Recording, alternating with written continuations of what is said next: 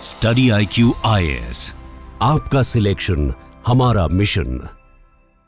Pre marital sex यानी sex before marriage. दोस्तों, आज के इस वीडियो में हम इसी विषय पर बात करने वाले हैं। तो अगर आप इस टॉपिक को मैच्योरली डिस्कस करने में कंफर्टेबल नहीं है या फिर इस टॉपिक के सेंसिटिव नेचर को देखते हुए आप इस वीडियो को अकेले में देखना चाहते हैं, तो this is a reminder for you. लेकिन क्योंकि ये मुद्दा हमारी और आपकी जिंदगी से जुड़ा है, इसलिए इस पर बात करना जरूरी है।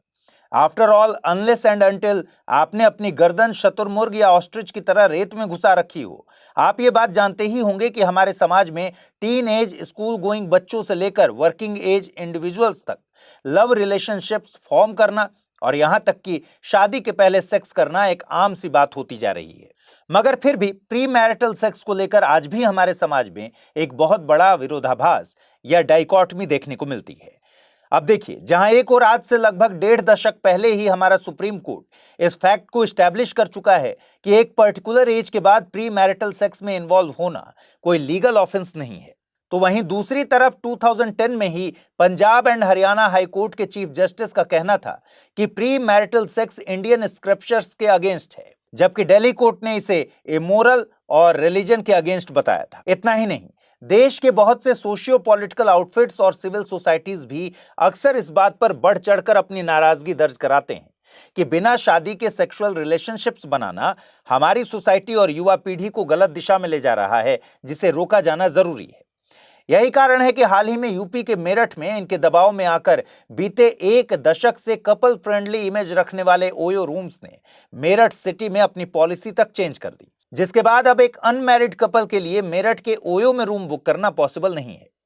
इसके बाद अब ऐसी ही डिमांड देश के IT हब और मेट्रोपॉलिटन सिटी बेंगलुरु में भी उठाई जा रही है। ऐसे में सवाल ये उठता है कि क्या देश की युवा पीढ़ी को बचाने के लिए अब देश में प्री मैरिटल सेक्स को बैन करने की जरूरत है? वैसा ही बैन जैसा हमें मलेशिया, इजिप्ट, इंडोनेशिया, ईरान और पाकिस्तान जैसे देशों में देखने को मिलता है, जहां प्री मैरिटल सेक्स पर पब्लिक फ्लॉगिंग और इम्प्रिजनमेंट जैसे पनिशमेंट्स तक दिए जाते हैं।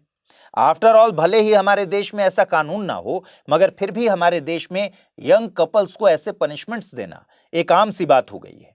जिसका लाइव एग्जाम्पल तो आप आने वाले 14 फरवरी को देख ही लेंगे, जहां हार्मलेस डेटिंग करते यंग कपल्स को भी सोसाइटी और पॉलिटिकल आउटफिट से मोरल पुलिसिंग से लेकर फिजिकल हैरेसमेंट तक का सामना करना पड़ेगा। अब ऐसे में सवाल उठना लाजमी है कि अगर हमारी सोसाइटी और कल्चर ऐसे रिलेशनशिप्स के इतने खिलाफ हैं, तो क्या भारत में प्री मैरिटल सेक्स को लीगली बैन कर देने की जरूरत है? तो चलिए आज हम अपने इस वीडियो में इसी सेंसिटिव इशू को डीपली एनालाइज करते हैं। दोस्तों, नेशनल फैमिली हेल्थ सर्वे के लेटेस्ट अवेलेबल डेटा के अकॉर्डिंग देश में 15 to 29 ईयर्स एज के लगभग 13.5% मेन एंड 2.8% विमेन ने यह माना कि उन्होंने प्री मैरिटल सेक्स किया है। इनमें भी 15 to 24 ईयर्स के एज ग्रुप में लगभग 11% सिंगल मेन और 2% सिंगल विमेन ने अपने सेक्सुअली एक्टिव होने की बात भी मानी। इतना ही नहीं, इस सर्वे में यह पता चला कि विमेन के केस में ज्यादातर महिलाओं ने first time sex 15 to 19 year की उम्र में ही कर लिया था। वहीं मेल के केस में फर्स्ट सेक्स की एवरेज एज 20 to 24 ईयर्स है। अब हालांकि ये डेटा अपने आप में देश में प्री मैरिटल सेक्स के प्रेवलेंस को प्रेजेंट करने के लिए काफी हैं, मगर फिर भी बहुत से सोशल साइंटिस्ट इस बात को पॉइंट आउट करते हैं कि प्री मैरिटल सेक्स हमारी सोसाइटी के लिए एक टैबू है। ऐसे में इस बात की स्ट्रांग पॉसिबिलिटी है कि NFHS का ये डेटा अंडर रिपोर्टेड हो। यही रीजन है कि प्री मैरिटल सेक्स के मामले में मेन और वुमेन के बीच के रिपोर्टेड डेटा में भी एक स्क्यूड या फिर डिसप्रोपोर्शनेट डिफरेंस देखने को मिलता है। दूसरी तरफ 2020 में मार्केट रिसर्च कंपनी युगो द्वारा रिलीज एक सर्वे में यह पता चला कि देश के टियर 3 सिटीज में रहने वाले 29% इंडियंस प्री मैरिटल सेक्स के लिए ओपन माइंडसेट रखते हैं। और यही कारण है कि इंडिया में टिंडर, बम्बल और ग्राइंडर जैसे ऑनलाइन डेटिंग एप्स के यूजर्स बड़े तेजी से बढ़ रहे हैं। ऐसे में रिपोर्टेड डेटा और सोसाइटी में बढ़ रहे अकरेंसेस को देखते हुए हम ये कह सकते हैं कि हमारी सोसाइटी में प्री मैरिटल सेक्स कोई अनसीन या अनहर्ड फेनोमेनन नहीं है। लेकिन फिर भी यह हो सकता है कि आपका सोचना हो कि इंडिया में प्री मैरिटल सेक्स का यह ग्राफ आज की सोसाइटी के मॉडर्नाइजेशन की देन है, जहां आज के सोशल मीडिया, कल्चर और मूवीज ने देश के यूथ को भटका दिया है। तो मैं आपको बता दूं कि यह बात पूरी तरह से सच नहीं है। असल में आज से लगभग 2.5 दशक पहले 2001 में national institute of health and family welfare की ओर से एक स्टडी की गई और इस स्टडी में दिल्ली और लखनऊ के स्लम्स में रहने वाले 15 टू 25 इयर्स एज के यंगस्टर्स से उनकी सेक्सुअल एक्टिविटी को लेकर सवाल पूछे गए, जिसमें यह पाया गया कि इस एज ग्रुप में लगभग 17% स्कूल गोइंग किड्स और 33% young workers pre marital sex में इन्वॉल्व थे। इस सैंपल साइज को देखकर यह कंक्लूड किया गया कि उस समय देश के लगभग 25% एडोलेसेंट्स और यंग एडल्ट्स मैरिज के पहले ही सेक्स लाइफ जी रहे थे। हालांकि इस स्टडी को करने वाले रिसर्चर्स का यह दावा था कि उस समय देश की हेल्थ मिनिस्ट्री ने इस रिपोर्ट को ही दबा दिया, जिस कारण उस समय न तो यह रिपोर्ट पब्लिक हो पाई और न ही उस समय इस स्टडी को आगे बढ़ाया जा सका। इसी तरह ऐसा भी नहीं कि यह प्री मैरिटल सेक्स केवल अर्बन या मेट्रो सेंट्रिक फेनोमेनन है,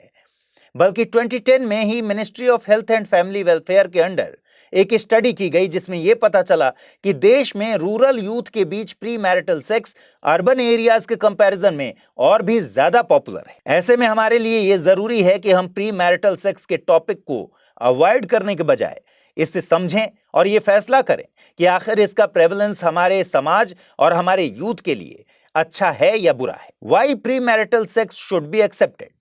दोस्तों, प्री मैरिटल सेक्स को लेकर इंडिया में ही नहीं बल्कि दुनिया के लगभग हर सोसाइटी में अपने अपने लेवल पर टैबूज मौजूद हैं। जहां सोसाइटी की मैच्योरिटी और एडवांसमेंट्स के अकॉर्डिंग ये टैबू कम या ज्यादा हो सकता है और अक्सर प्री मैरिटल सेक्स को रिलीजन या फिर कल्चर से जोड़कर इमोरल या इलीगल तक बताया जाता है। अब हालांकि मेरे कहने का यह मतलब कतई नहीं है कि एक सोसाइटी एडवांस तभी मानी जाएगी जब वो प्री मैरिटल सेक्स को नॉर्मलाइज कर दे,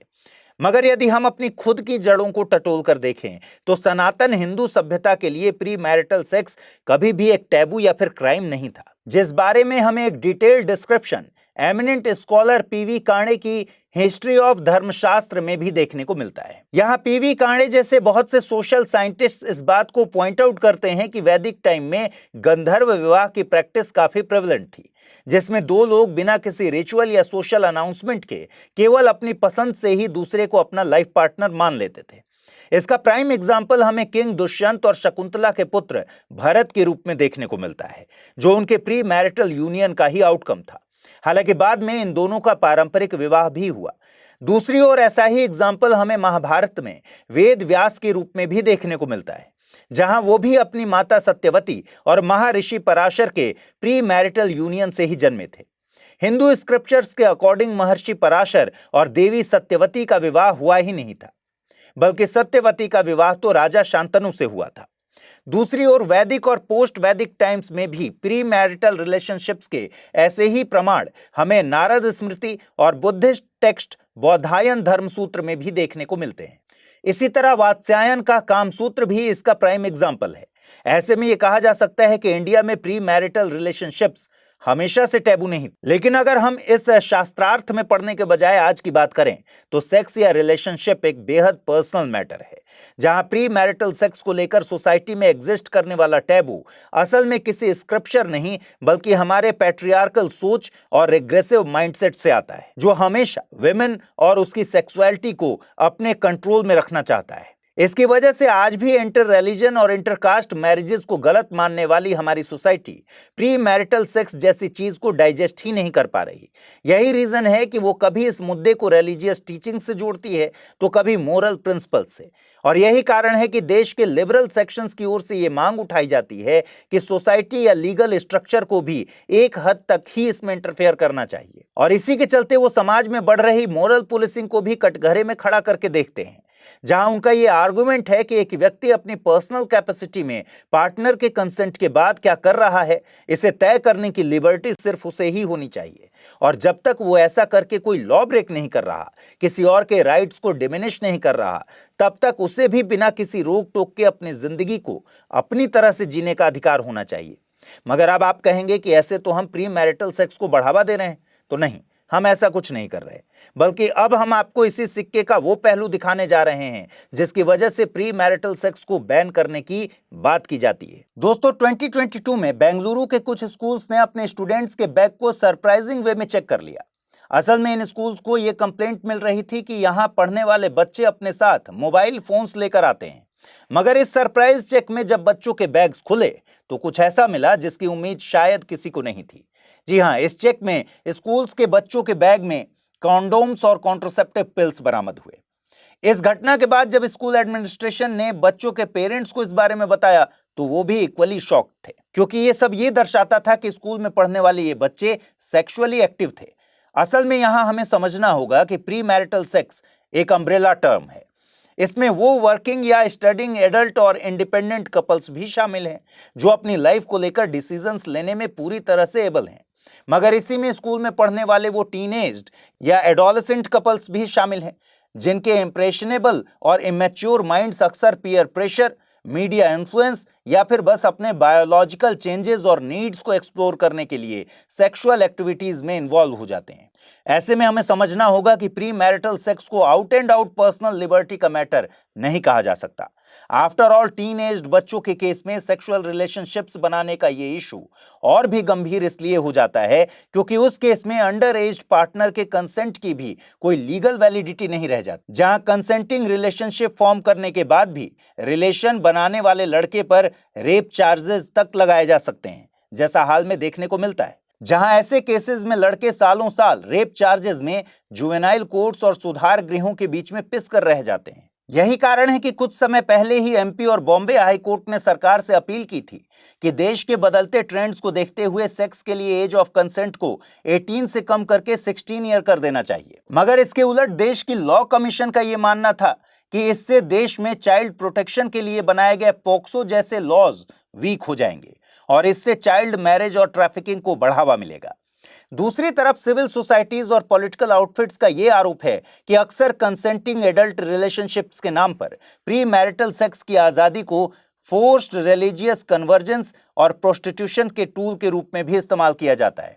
ऐसे में अक्सर यह बात कही जाती है कि यदि इंडिया प्री मैरिटल सेक्स पर बैन लगा देता है तो इससे चाइल्ड और वुमेन के अगेंस्ट हो रहे क्राइम्स को रोकने में आसानी होगी। यही कारण है कि हाल ही में मेरठ में ऐसे बढ़ते केसेस को देखते हुए यहां की सिविल सोसाइटी ने ओयो रूम्स को अपनी पॉलिसी को चेंज करने के लिए फोर्स किया, जिससे अनमैरिड कपल यहां रूम्स न ले सकें। मगर अब आप सोच रहे होंगे कि यहां तो हम दो तरफा बातें कर रहे हैं। आफ्टर ऑल एक तरफ हम प्री मैरिटल सेक्स को पर्सनल लिबर्टी से जोड़ रहे हैं तो दूसरी तरफ उसके बैन की भी बात करते हैं। तो आखिर इस इशू का क्रक्स क्या है? तो चलिए अब हम ये भी जान लेते हैं। दोस्तों, प्री मैरिटल सेक्स सही है या गलत, ये आपकी एक इंडिविजुअल चॉइस हो सकती है, मगर इस पर एक अम्ब्रेला बैन लगाना कोई सही सॉल्यूशन नहीं होगा। आफ्टर ऑल जहां हमारे देश में शादी की मीडियन एज बढ़ती जा रही है और ग्रोइंग इकोनॉमी के साथ देश के यंगस्टर्स की राइजिंग ऑटोनॉमी के बीच उनकी लिबर्टी को इस तरह से लीगल बाउंडेशंस में जकड़ना एक गलत कदम साबित हो सकता है, जो एडल्ट इंडिविजुअल्स के कंसेंशुअल रिलेशनशिप में लीगल हैरेसमेंट को तो बढ़ावा देगा ही, साथ ही यह देश के हेल्थ पैरामीटर्स के लिए भी सही साबित नहीं होगा। आफ्टर ऑल सोच कर देखिए, यदि दो कंसेंटिंग इंडिविजुअल्स चोरी छिपे प्री मैरिटल सेक्स में इन्वॉल्व होते हैं और ऐसा करने से कोई एसटीडी या हेल्थ इशू या इवन प्रेगनेंसी जैसी कंडीशन पैदा हो जाती है तो लीगल हैरेसमेंट से बचने के लिए वो एक्सट्रीम मेजर्स तक ले सकते हैं, जो देश में अनरिपोर्टेड एसटीडीज और प्रेगनेंसीज के एक पेंडेमिक को और सुसाइड्स के बढ़ते केसेस को जन्म दे सकता है। आफ्टर ऑल आज सेक्स से जुड़े टैबू की वजह से ही हमारे टीनेजर्स अनप्रोटेक्टेड सेक्स में इंडल्ज हो रहे हैं।